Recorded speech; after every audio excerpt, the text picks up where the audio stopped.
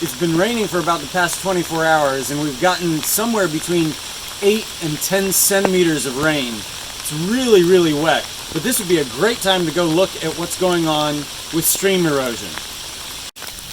So I'm standing here in my backyard, right up against my neighbor's farm field. I'm right on a divide. A divide is a location where water that falls in one side is going to fall to one direction, water that falls in another side will drain into another area. So the water over here is going to end up draining down through the field, into the cow pasture, into a stream. Over here, we've got a much smaller drainage area that you can see, and the divide of all the water that falls in this area goes down through my yard. Let's go take a look at what's going on. During heavy rain, one of the first things you may notice is sheet flow. That's where water is coming down a gentle slope like this, and you can see in the grass there's a lot of water. It's not following any channel, it's not following a stream, but it's just flowing generally down through the grass and joining together into a larger amount of water.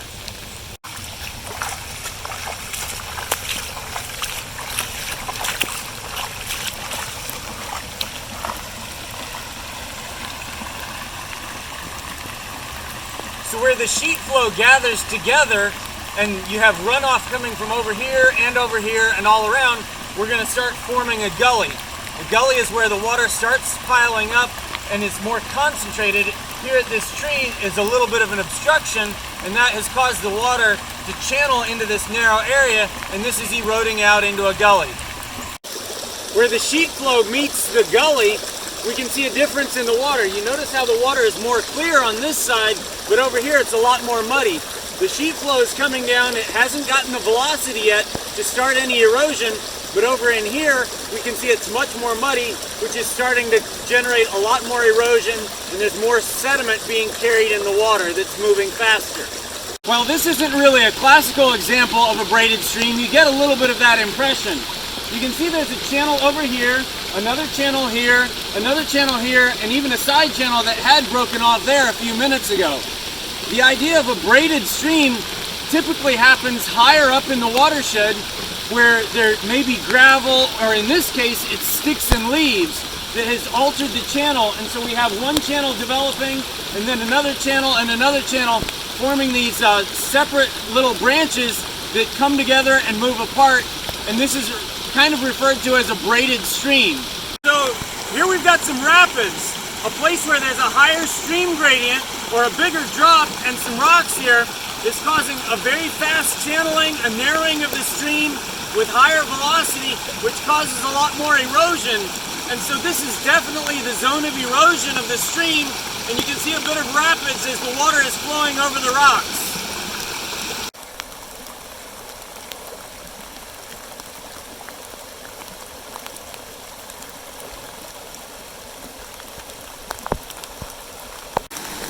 So here we can see the first tributary.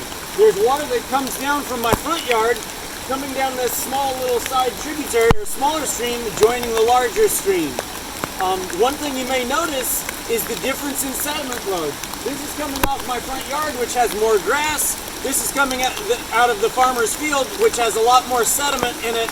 And so there's a big difference in the suspended load, or the amount of mud that is being carried by the moving water. We walked up the side tributary that goes into our front yard, and here we can see kind of the edge between a sheet flow and a gully. In this case, it's what we call a rill. A rill is this borderline between where sheet flow starts to concentrate a little bit, but hasn't eroded down into a gully. So you can see the water is starting to channel, but it's not a definite channel yet. So we're definitely in the zone of erosion here, and we're a little further down into my neighbor's yard, and we can see that there's more tributaries that have joined. The water flow is a lot greater. Definitely in the zone of erosion. We got our first little waterfall where there's a lot more headward erosion, where the water is actively eating away at the ground here, and we can see it really is increasing the depth of the channel.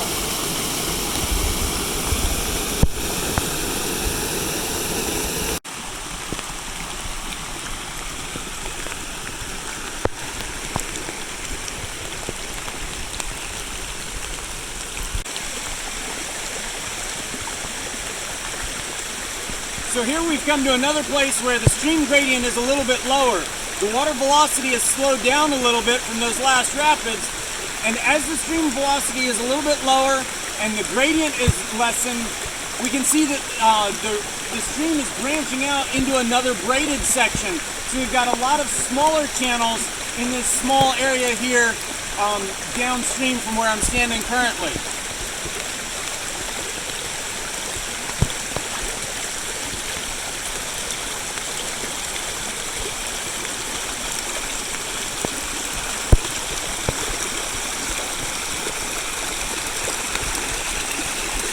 So once again here, we're definitely still in the zone of erosion. This is one of the larger drops or the higher gradient points along this stream.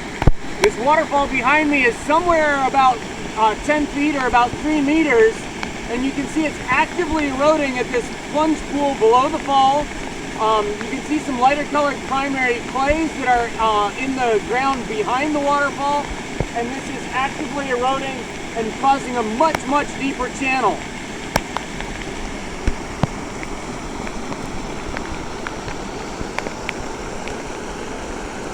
As more water joins our stream, I can actively feel the erosion happening underneath my feet.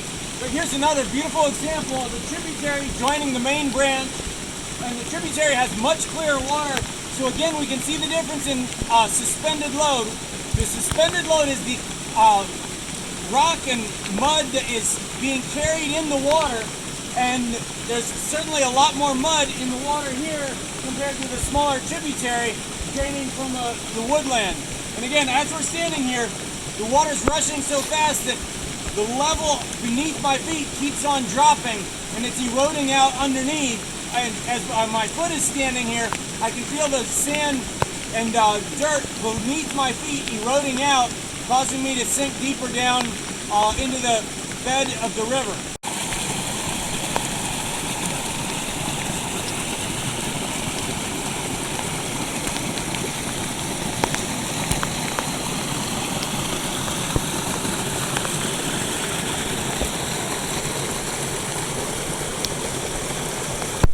So again, we're down in an area where there's a little less gradient, so the overall stream flow is pretty flat. But you'll see that the tree that is laying down here is laying across the floodplain. There's this big flat area, and this would all be the floodplain. And there's a bit of a meander or an S-curve in the river, but since the stream has been in that area so long, it's starting to cut down, and the downward erosion is entrenching this meander.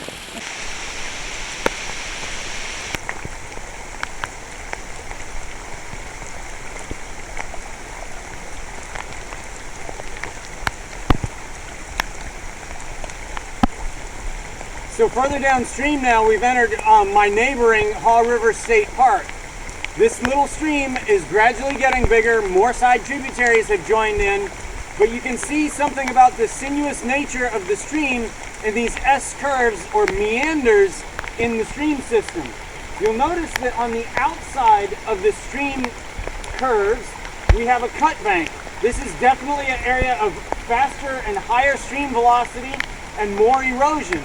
On the inside of the curve, behind me, is a point bar. This is a zone of deposition. So in the slower moving waters, the sand is deposited. In the faster zones is where we're cutting into the bank. So the outside of the bank is eroding, and the inside of the curve is actually a depositional environment where sediment is piling up. So here we are at another more dramatic meander. You can see the dramatic cut bank opposite on the other side of the stream, where it's really undercutting and actually undercutting that poplar tree. You may notice that there's faster or higher stream velocity on the far side or the outside of the bend. As we come around the bend, you'll notice where I'm standing is another pretty obvious point bar, a zone of deposition.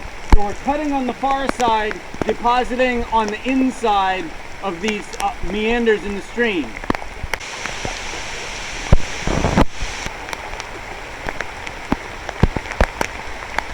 Again, you may notice that the stream has dramatically increased in depth and in width. The velocity of the stream has slowed down considerably now. As more tributaries have joined in, it's broadened out. The capacity of the stream has greatly increased. The confidence, how fast the water is going and how the size of rocks that can be moved has reduced, but the capacity has increased.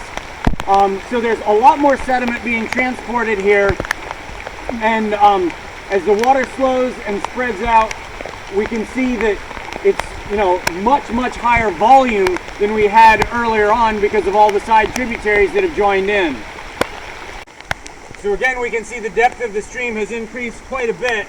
It's almost knee deep here, but you'll notice that the water's moving really fast. It typically runs much faster in the deeper areas. When I walk over here a little bit and it's much shallower, the water rate has slowed down significantly. So most of the water is going in that deeper channel right here to my side. So we've reached base level at the end of our journey. Less than a kilometer away, or maybe about a half a mile from the divide up in my backyard, we're now down at the lake at Haw River State Park. Normally, you can see the stream coming down here, and I'd be standing on the delta. But because of the high water right now, the lake is high enough that it's hard to see the delta. But we can see the water just kind of running out behind me, some going off this direction, some going off this direction, as it joins into the main body of the lake. At this point, the erosion has stopped. This is the zone of deposition where the sediment is going to settle out as it reaches the calm, still waters of the lake.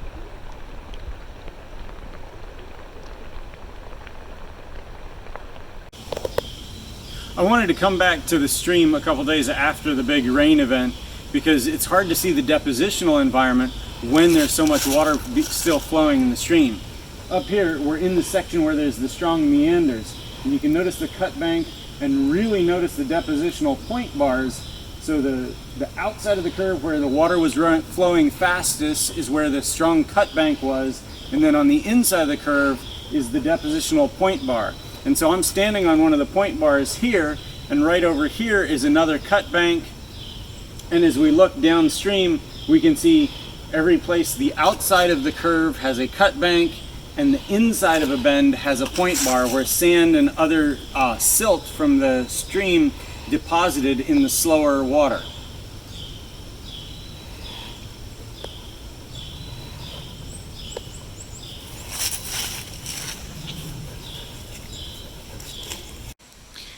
I'm back at the large waterfall. Here you can see that there's no water coming over the fall at all, but you can see how eroded the plunge pool is below the fall. Again, that's close to a 3 meter or about a 10-foot drop from the base level above down to the plunge pool below. And if we look down here, we can see very little water in the stream bed. And as we join the main stream bed, this is more typical. So it's just a small little branch, a small stream that's flowing, and it was quite a bit different just a few days ago. So the other day I wanted to show you the delta, but the water was so high we couldn't really see this. So this is a couple days later, and there was over 10 centimeters of rain. You can see the water has receded quite a bit. Let's go take a look at the delta that was deposited from all the runoff coming down the stream.